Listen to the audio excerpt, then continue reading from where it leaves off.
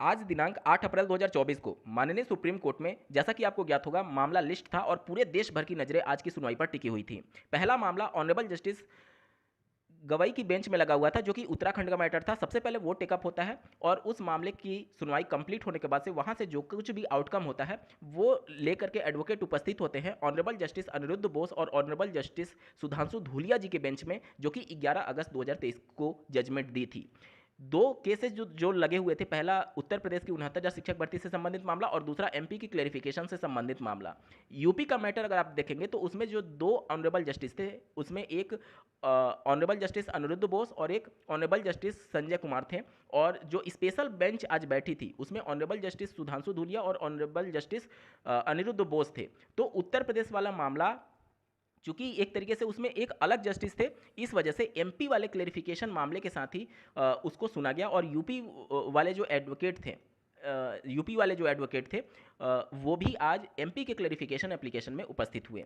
आज पूरे मामले की लगभग आधे घंटे सुनवाई चली है। सुनवाई अगर कहूँ तो सुनवाई तो 10 से 12 मिनट ही चली है। बाकी का आधे घंटे में से अगर 10 से 12 मिनट निकाल दीजिए जब एडवोकेट्स बोल रहे थे, उसके बाद का 12 मिनट के बाद का समय जो था वो पूरा समय ऑनरेबल जस्टिस ने लिया अपने जजमेंट को लिखाने के लिए। जी हाँ, बिल्कुल सही सुन रहे हैं आप। माननीय सुप्रीम कोर्ट ने सुनवाई कंप्लीट करने के बाद से अपने 11 अगस्त के जजमेंट को क्लेरिफाई कर दिया है। और इस जजमेंट के बाद से सोशल मीडिया पर बहुत ज़्यादा भ्रामक स्थिति बनी हुई है। बहुत लोग कह रहे हैं कि बीएड जीत गया, कुछ लोग कह रहे हैं कि डीएलएड जीत गया।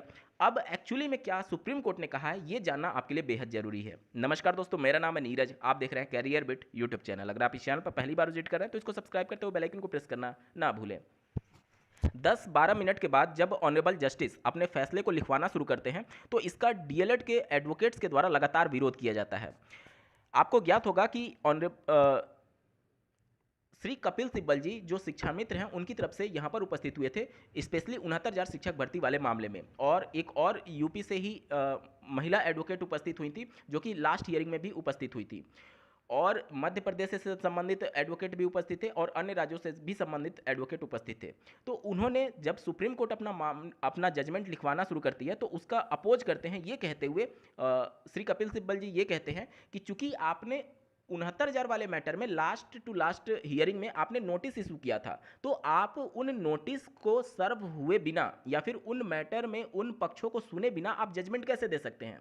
इसके बाद से डीएलएड के एडवोकेट्स ने यह कहा कि जिन राज्यों में भर्तियां सब्जेक्ट टू आउटकम थी, उन राज्यों की भर्तियों का क्या होगा। आप तो डायरेक्टली बिना उन मैटर को सुने या फिर जो आपने लास्ट हियरिंग में जो आपने नोटिस इशू किया था यूनियन ऑफ इंडिया को और एनसीटी को, उनका आप पक्ष नहीं जान रहे हैं कि उन्होंने क्या कहा है, उन्होंने अपना आंसर काउंटर फाइल किया या नहीं किया। ये सारे मैटर अभी धरातल पर नहीं थे। जो दो प्रश्न पूछे गए थे कि क्या इनको ब्रिज कोर्स करा करके इनको डीएलएड के इक्विवेलेंट किया जा सकता है और कुल कितने पद खाली हैं, इन सभी मैटर को लेकर के डीएलएड के एडवोकेट्स के द्वारा लगातार अपोज किया जा रहा था कि आप डायरेक्टली जजमेंट नहीं सुना सकते। वहां पर एक वर्ड का यूज किया जा रहा था कि नेचुरल जस्टिस करने की बात चल रही थी। नेचुरल जस्टिस, आपको ज्ञात होगा कि इंडियन कॉन्स्टिट्यूशन में एक आर्टिकल है 142, जिसका प्रयोग करते हुए सुप्रीम कोर्ट अपने जजमेंट को दे सकती है। मतलब कि अगर कोई एक ऐसा कानून जो कि भारतीय संविधान में नहीं है या फिर जो कि अभी कानून में एग्जिस्ट नहीं करती है, और सुप्रीम कोर्ट को अगर लगता है कि संपूर्ण न्याय के लिए इस प्रकार का डिसीजन दिया जा सकता है, तो आर्टिकल 142 का प्रयोग करके वो इस प्रकार के जजमेंट दे सकती है और संसद या फिर इस प्रकार के कानून बनाने की जिम्मेदारी सरकार को दे दी जाती है। तो यहां पर लगातार डीएलएड के एडवोकेट्स के द्वारा इसका अपोज किया जा रहा था कि आप नेचुरल जस्टिस करिए और बिना पक्षों को सुने, जो आपने पहले नोटिस इशू किया था उन पक्षों को सुने बिना आप जजमेंट नहीं दे सकते हैं। उसके बाद से ऑनरेबल जस्टिस ने उन सबको डिनाई किया और अपने जजमेंट को लिखाना शुरू करती है। सुप्रीम कोर्ट कहती है कि हमारा जो 11 अगस्त 2023 का जजमेंट है, जिसके क्लेरिफिकेशन को लेकर के पूरे देश भर के अभ्यर्थी और रिक्रूटमेंट एजेंसियां वेट कर रही हैं, वो प्रोस्पेक्टिव नेचर का होगा। प्रोस्पेक्टिव यानी कि वह जिस दिन से जजमेंट दिया गया उस दिन से लागू हो जाएगा। अब इसका मतलब यह हो गया कि 11 अगस्त 2023 के पहले की जितनी भी भर्तियां होंगी वो सारी सेफ हो गई। ये आप एक नज़र से देख रहे हैं, लेकिन इसमें सुप्रीम कोर्ट ने आगे भी कुछ वर्डिंग्स जोड़े हैं जिसके बाद से और ज़्यादा चीज़ें आपको क्लियर होंगी। सुप्रीम कोर्ट ने यह कहा कि ऐसी जो रिक्रूटमेंट एजेंसी की एडवर्टीजमेंट हैं जिसमें हमारे जजमेंट से पहले जो भी एडवर्टाइज हो चुके हैं और जिसमें मिनिमम एलिजिबिलिटी डीएलएड के साथ बीएड को मेंशन किया गया था, वो सारे जो अपॉइंट हो चुके हैं वो सारे अपनी सर्विसेज जारी रख सकते हैं, कोई भी दिक्कत नहीं है।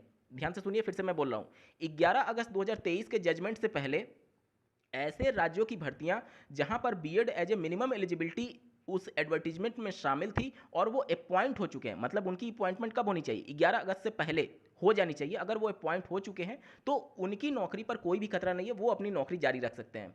लेकिन साथ ही साथ उन्होंने एक वर्ड और भी जोड़ा कि वो ऐसे अभ्यर्थी नहीं होने चाहिए जिस पर कोई भी कोर्ट ऑफ लॉ के द्वारा कोई मैटर इंपोज किया गया हो। अब ये वर्ड ही पूरे मामले को जस्टिफाई करता है। सुप्रीम कोर्ट ने ये तो क्लियर कर दिया कि हमारा जजमेंट जो है वो 11 अगस्त 2023 से लागू होगा, और इस जजमेंट से पहले जो भी बीएड अभ्यर्थी अपॉइंट हो चुके हैं वो पूरी तरीके से सेफ हैं, अपनी नौकरी कर सकते हैं।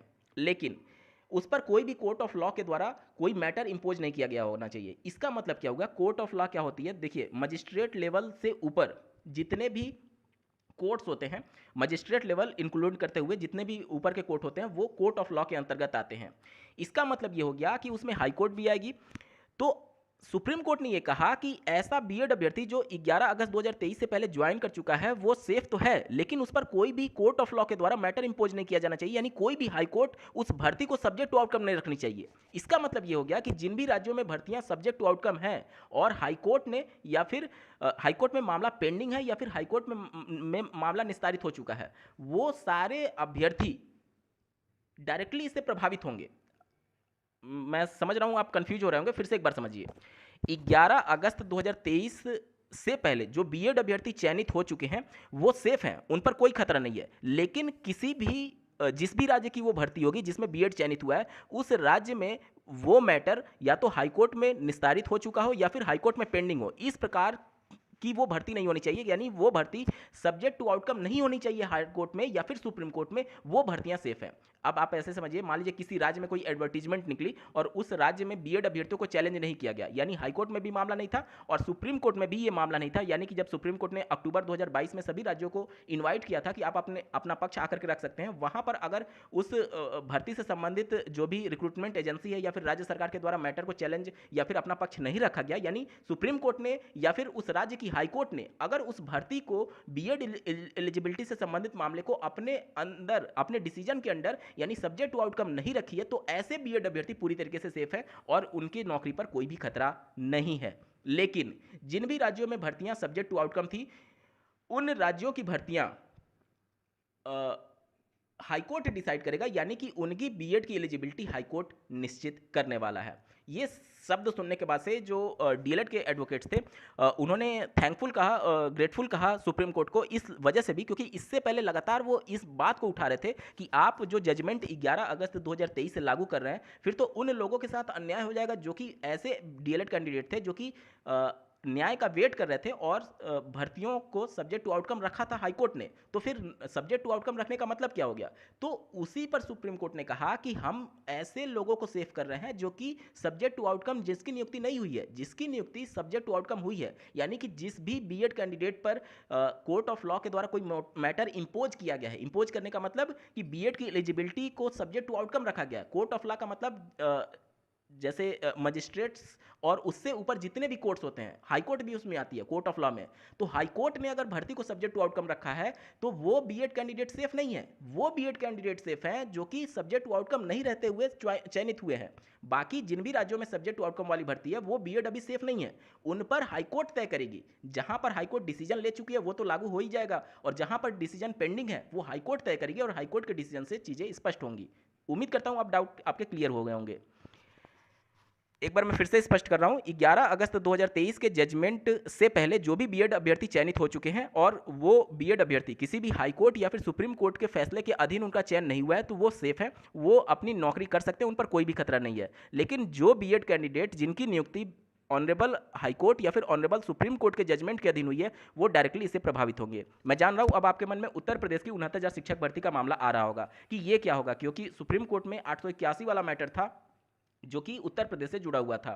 यहाँ पर अगर आपको ज्ञात होगा जो यूपी से फीमेल एडवोकेट मैम उपस्थित थी, वो लगातार उत्तर प्रदेश के मामले पर क्लेरिफिकेशन चाह रही थी, लेकिन ऑनरेबल जस्टिस ने उत्तर प्रदेश की 69,000 शिक्षक भर्ती पर कुछ भी बोलने से एक तरीके से नहीं बोला है। तो उस हिसाब से आप देख लीजिए, यूपी का मैटर अभी पूरी तरीके से क्लियर नहीं कहा जा सकता।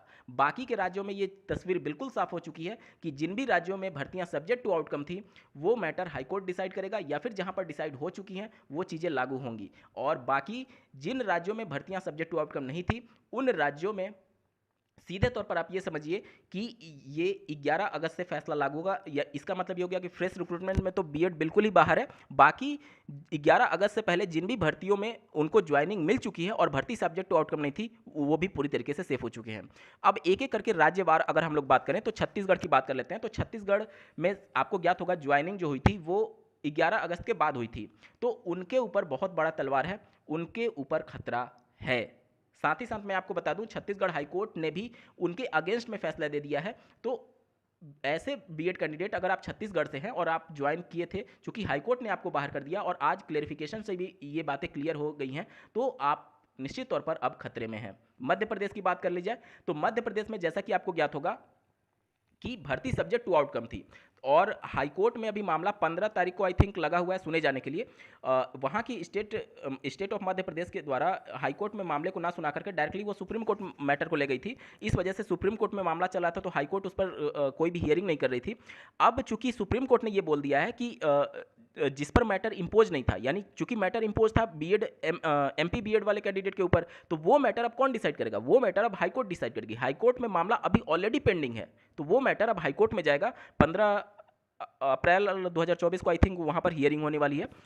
इसके बाद से छत्तीसगढ़ हो गया, मध्य प्रदेश हो गया। बिहार की बात करें तो बिहार में ऑलरेडी मैटर जो छठे चरण से संबंधित मैटर था वो इंपोज किया गया था हाईकोर्ट के द्वारा, पटना हाईकोर्ट के द्वारा, और पटना हाईकोर्ट ने डिसीजन दे दिया है 11 अगस्त के जजमेंट के हिसाब से। तो वहाँ पर भी मैटर क्लियर है कि वहाँ पर बीएड खतरे में रहेगा। अब आते हैं उत्तराखंड मैटर। तो उत्तराखंड हाईकोर्ट के द्वारा भी डिसीजन दे दिया गया है, और आज सुप्रीम कोर्ट में भी मामला था, तो वो भी मैटर डिसाइड कर दिया गया, तो वहाँ पर भी बीएड पर खतरा ही है। उसके बाद से बात करते हैं अगर मैं आपको बात बताऊं हिमाचल प्रदेश वाला मामला, तो हिमाचल प्रदेश वाले मामले में वहाँ की हाईकोर्ट ने राहत दिया है, और वो जो राहत दिया है चूंकि वहाँ पर मैटर रिव्यू के तौर पर जो डीएलएड वाले कैंडिडेट थे वो लेकर के गए थे, और उस समय चूंकि वो लीगल पोजीशन में था, इस वजह से हाईकोर्ट ने बीएड के फेवर में फैसला दिया है, तो वहाँ पर वो फैसला लागू रहेगा, यानी हिमाचल प्रदेश में बीएड सेफ रहेगा। यूपी की बात कर लें तो यूपी उत्तर प्रदेश में देखिए हाईकोर्ट में कोई भी मामला सब्जेक्ट टू आउटकम नहीं था। 14,548 जो अभी हाल ही में हाईकोर्ट के द्वारा निस्तारित किया गया है, वो मैटर वापस ले लिया गया डीएलएड एडवोकेट्स के द्वारा, डीएलएड के एडवोकेट्स के द्वारा, ठीक है। और इस वजह से हाईकोर्ट ने उस मैटर को निस्तारित कर दिया है। और 881 वाला जो मैटर था जो कि सुप्रीम कोर्ट में चल रहा था, वो सिमिलर मैटर होने के साथ होने की वजह से सुप्रीम कोर्ट ने उसको कनेक्ट कर दिया था देवेश शर्मा जी की याचिका के साथ। तो चूंकि वो भर्ती उस समय सब्जेक्ट टू आउटकम नहीं थी, ध्यान से समझिए, चूंकि वह भर्ती उस समय सब्जेक्ट टू आउटकम नहीं थी, और इसलिए इसलिए वो मैटर पर सुप्रीम कोर्ट ने आज कुछ भी कहने से एक तरीके से कुछ कहा ही नहीं है यूपी के क्लैरिफिकेशन को लेकर के, ठीक है। यूपी की तरफ से कपिल सिब्बल जी भी उपस्थित थे, तो उनके मैटर पर कुछ भी सुप्रीम कोर्ट ने नहीं कहा है। तो यूपी का मैटर जो है वो अभी भी कुछ भी कहा जाना बहुत ज़्यादा मुश्किल है, बहुत ज़्यादा मुश्किल है यूपी के मैटर पर कहने के लिए, क्योंकि 881 वाला मैटर, या फिर सुप्रीम कोर्ट ने जिन भी राज्यों की भर्तियां अपने सब्जेक्ट टू आउटकम ली थी, तो उस वाले मैटर पर ये वाला किस तरीके से प्रभाव डालेगा वो अभी क्लियर नहीं कहा जा सकता जब तक कि जजमेंट नहीं आ जाता। तो अभी आपको जजमेंट का वेट करना होगा यूपी वाले मैटर को लेकर के। बाकी अन्य राज्यों में सुप्रीम कोर्ट का जजमेंट बिल्कुल क्लियर है कि जिन भी राज्यों में बीएड ऐसे बीएड कैंडिडेट जो कि ऑनरेबल हाईकोर्ट के द्वारा उन पर मैटर एलिजिबिलिटी से संबंधित मैटर इंपोज किया गया है, यानी कि वो सब्जेक्ट टू आउटकम भर्ती है, उसमें बीएड की एलिजिबिलिटी हाईकोर्ट तय कर चुकी है या फिर करेगी, यानी हाईकोर्ट जो फैसला देगा वो लागू होगा। और ऐसे बीएड कैंडिडेट जो 11 अगस्त से पहले ज्वाइन कर चुके हैं और उन पर कोई भी इस प्रकार का मैटर इंपोज नहीं किया गया था एलिजिबिलिटी से संबंधित हाईकोर्ट के द्वारा या फिर एनी कोर्ट ऑफ लॉ के द्वारा, तो उन पर कोई भी खतरा नहीं है, वो अपनी नौकरी करते रहेंगे। ब्रिज कोर्स और ये सभी मामले कैसे होंगे, क्या होगा, इसके संबंध में क्या एनसीटी ने कहा, क्या यूनियन ऑफ इंडिया ने कहा, इसके बारे में कोई भी जानकारी नहीं है, और इसी का अपोज कर रहे थे डीएलएड वाले कैंडिडेट्स। और ये कब कराया जाएगा, कौन कराएगा, कब तक होगा, इसके बारे में भी कुछ भी जानकारी नहीं है। सिर्फ सुप्रीम कोर्ट ने ये कहा है कि जिनका 11 अगस्त से पहले ज्वाइनिंग हो चुका है और मैटर कोर्ट में नहीं था या फिर सब्जेक्ट टू आउटकम नहीं था, वो अपनी नौकरी जारी रख सकते हैं, उनके ऊपर कोई भी खतरा नहीं है। इस वीडियो को देखने के लिए आपका बहुत बहुत धन्यवाद। भगवान करे आपका दिन शुभ हो।